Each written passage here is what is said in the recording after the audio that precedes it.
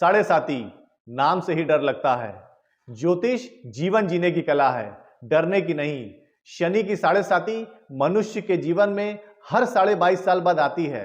लगभग जिंदगी में 2 से 3 बार आने के बाद 7.5 साल तक रहती है, जिसका सीधा प्रभाव मनुष्य के स्वास्थ्य, संबंध और उसकी इनकम पर पड़ता है। शनि की साढ़े साती किसी को अच्छा फल देती है तो किसी को नाना प्रकार की बाधाएं। इसकी स्थिति शनि के ऊपर निर्भर करती है।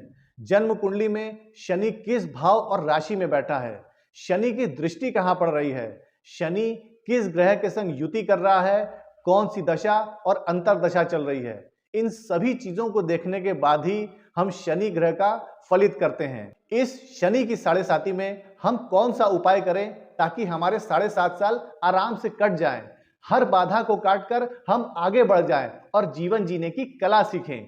नमस्कार, मैं अमर भार्गव आज इस शनि की साढ़े साती से जुड़ी हर बातों पर चर्चा करूंगा। शनि की साढ़े साती कब चालू होती है, कब खत्म होती है, किसके ऊपर अच्छा प्रभाव पड़ता है, किसको ज्यादा परेशानी होती है। साढ़े साती किसे कहते हैं? जब शनि ग्रह जन्म राशि से पहले वाली राशि में होते हैं तो आपकी साढ़े साती चालू हो जाती है। शनि एक राशि में 2.5 साल रहते हैं और इतने प्रभावी होते हैं, जिस राशि में जाते हैं वहां तो अपना प्रभाव छोड़ते ही हैं, उसके आगे और पीछे वाली राशि पर भी अपना प्रभाव छोड़ते हैं। 2.5 साल के बाद शनि जन्म राशि में आते हैं, वहां पर भी 2.5 साल बिताते हैं। उसके बाद शनि जन्म राशि के आगे वाली राशि में जाते हैं और वहां पर भी 2.5 साल बिताते हैं। इस तरह साढ़े साती के 2.5 साल के 3 चरण पूरे होते हैं। 2.5 + 2.5 + 2.5 7.5, इसी को साढ़े साती कहते हैं। जैसे इस समय शनि अपनी ही राशि कुंभ में गोचर कर रहे हैं तो मकर, कुंभ और मीन राशि की साढ़े साती चल रही है। मकर राशि की साढ़े साती का तीसरा चरण चल रहा है जो कि 29 मार्च 2025 को पूरा हो जाएगा। मकर राशि वालों की साढ़े साती खत्म हो जाएगी क्योंकि 29 मार्च के बाद शनि कुंभ राशि में से निकलकर मीन राशि में चले जाएंगे। अगर हम कुंभ राशि की साढ़े साती की बात करें तो कुंभ राशि की साढ़े साती का दूसरा चरण चल रहा है जो कि 29 मार्च के बाद तीसरे चरण में आ जाएंगे। अगर हम मीन राशि की बात करें, इस समय मीन राशि का पहला चरण चल रहा है जो 29 मार्च के बाद दूसरे चरण में आ जाएगा।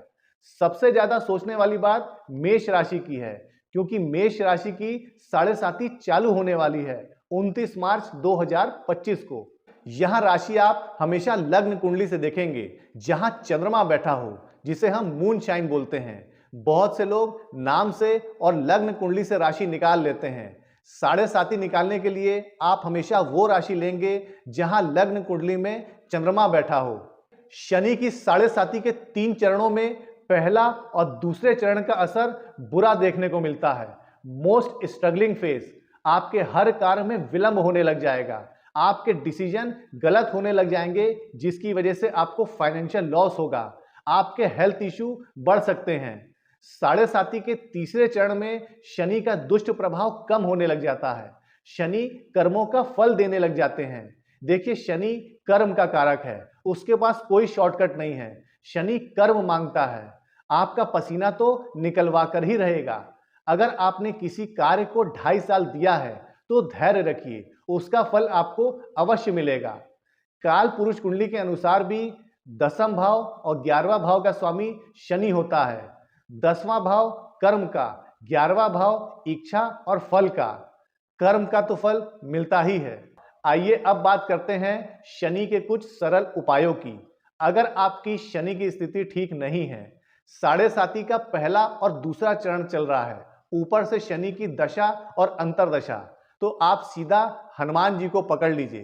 प्रतिदिन हनुमान चालीसा पढ़ें और हनुमान जी के पैर का सिंदूर अपने माथे पर लगाएं। मंगलवार और शनिवार को सूर्यास्त के बाद आप हनुमान जी और पीपल के वृक्ष के नीचे सरसों के तेल का दीपक जलाएं। अगर हनुमान जी पीपल के वृक्ष के नीचे हैं तो अति उत्तम है। पीपल के वृक्ष पर आप जल भी अवश्य चढ़ाएं। शनि के दान में जूता, छाता और कंबल आता है। शनिवार को इन चीजों को गरीबों में दान अवश्य करें। इसके बाद एक आप नारियल ले लें, जटा वाला नारियल, वो भी शनि के ही अंतर्गत आता है। इसे शनिवार को शनि देव के मंदिर में रख कर आ जाएं। इससे भी साढ़े साती का प्रकोप कम होता है। जितने दिन साढ़े साती चल रही है, आप काले रंग का कपड़ा कभी ना पहने। शनि का ऐसा उपाय जिसका रिजल्ट आपको नेक्स्ट डे मिलता है। शनि मतलब नीचे वर्ग के लोग, लेबर, मजदूर, गरीब। और शनि अंधकार का भी कारक है। आप खाली किसी गरीब आदमी का बिजली का बिल भर दीजिए, मतलब गरीब के घर में प्रकाश करना। जिस दिन आपने गरीब के घर में प्रकाश कर दिया, उस दिन शनि आपके लाइफ में प्रकाश ही प्रकाश कर देगा।